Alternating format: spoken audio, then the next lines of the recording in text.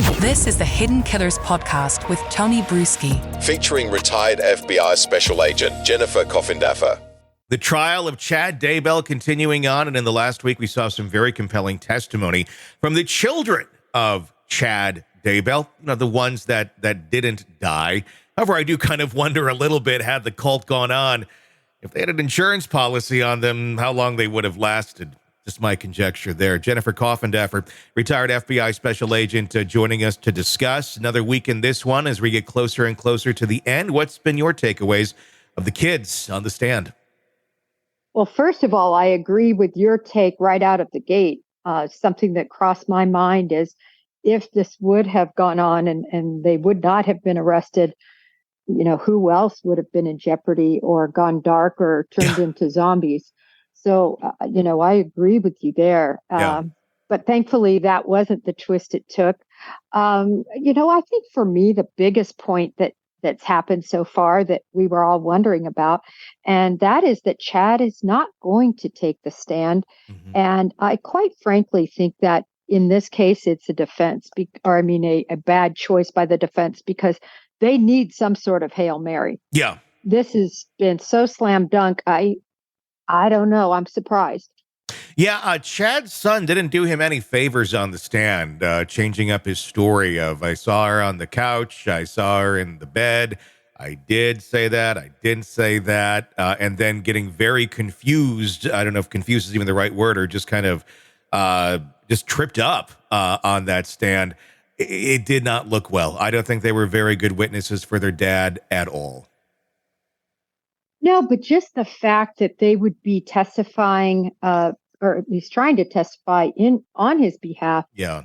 It's no matter what's the saying, no matter what, your father or your mother, they're still your father or your mother. Mm-hmm. And I think most people want to come to, stay on their side. It's very difficult to believe so much of what has happened, but it did not help. No. I mean, I totally agree with you. I mean, at some point you'd think that you'd break. I mean, Colby Ryan did, Lori's son. But this is a very different upbringing than Colby had with Lori. Lori really wasn't, the cult member while Colby was a child. These kids grew up with Chad, and basically, when you watch them speak, when they're talking, it was very reminiscent to me of watching cult survivors speak, or if you're interviewing someone who is currently in a cult. Just the candor of the voice, the very monotone, almost, I'm just repeating the doctrine that we believe, and this is all that it is, and this is everything, and my dad is a prophet. It's creepy. It's weird, and it's scary, because I think these kids may still, kind of believe dad's the prophet over here. Well, they may. And certainly the voice inflection, as you said, just the monotone nature, the lack of emotion, the lack of thinking, mm-hmm. I think is the best word. Yeah. Certainly came across negatively. Yeah, these kids were never taught to question anything. Certainly. It's kind of whatever dad says, the prophet, is certainly the gospel. Let's take a look at some of that testimony. This is Chad's daughter in discussing what happened to Lori's kid and just how easily she accepts dad's answer. So it's your understanding that at the Knott's Berry Farm trip, Lori Vallow came from another direction. Is that correct? Yes. She didn't participate in the travel plans with you to California. Is that correct? Yes. At any time, without telling me what she said, was the topic of the location of the children discussed with her? Yes. Okay. At any time, did you and your father ever discuss his knowledge of where the children might be? Yes. Okay. What do you understand your father's knowledge of where the children were located during the time that investigators were looking for them? Objection, Your Honor, calls for hearsay. Overruled. Go ahead. From my understanding, and from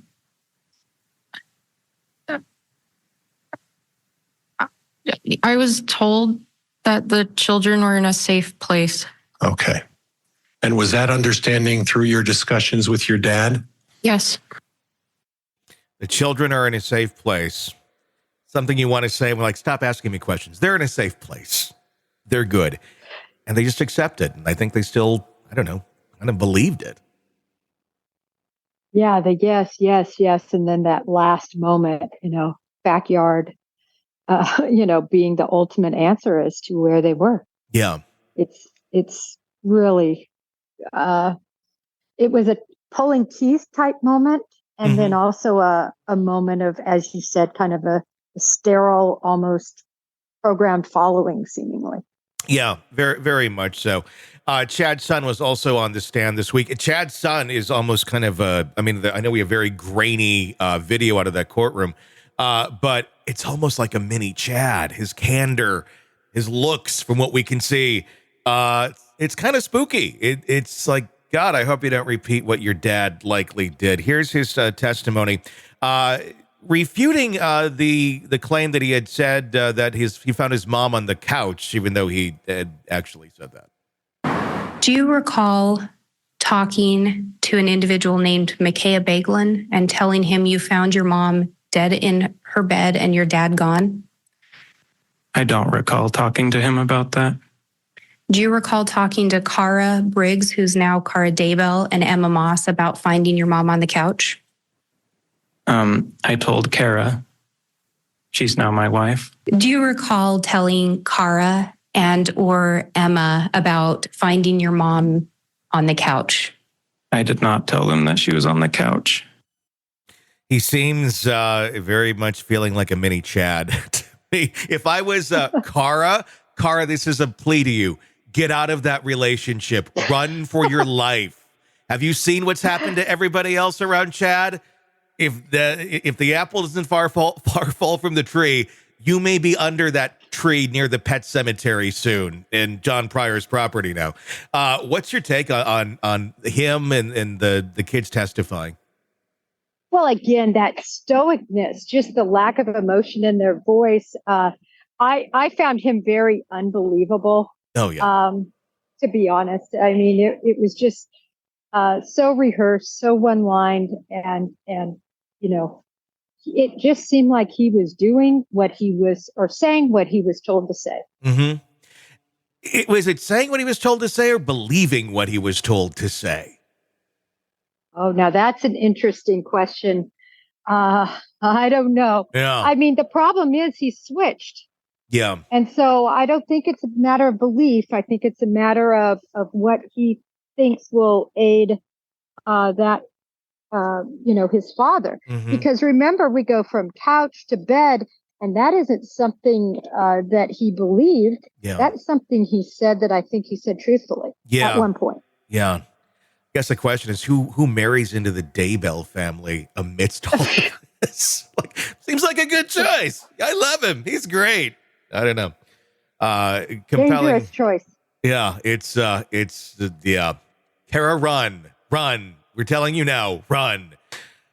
Scary stuff out of the Daybell trial. We'll see where this all ends up as the defense will be resting here very likely very soon with Chad not taking the stand and that verdict not far off. Sick of the ads? We are too. Start listening with no commercials now and get access to all of our episodes in advance of everyone else. Become a True Crime Today Premium Plus subscriber on Apple Podcasts. Search True Crime Today Premium Plus on Apple Podcasts or go to our podcast page and sign up now. True Crime Today Premium Plus. Sign up now.